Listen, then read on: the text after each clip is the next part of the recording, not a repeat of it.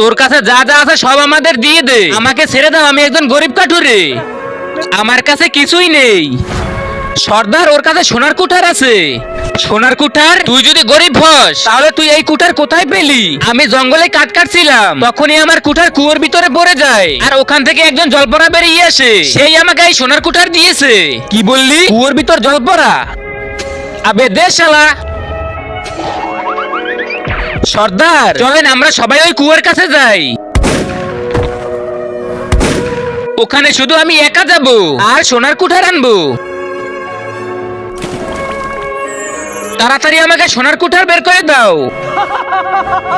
আজকে দেখবো কে কে শয়তানকে হারিয়ে আল্লাহকে ভালোবাসে। যারা আল্লাহকে ভালোবাসে তারা চ্যানেলটি সাবস্ক্রাইব করে ভিডিওতে একটা লাইক করে দেবে, আর যারা শয়তানকে ভালোবাসে তাদের লাইক সাবস্ক্রাইব করার দরকার নেই। আবে শালা, আমি কাউকে সোনার কুঠার দেই না, আমি তো সবাইকে মৃত্যু দেই।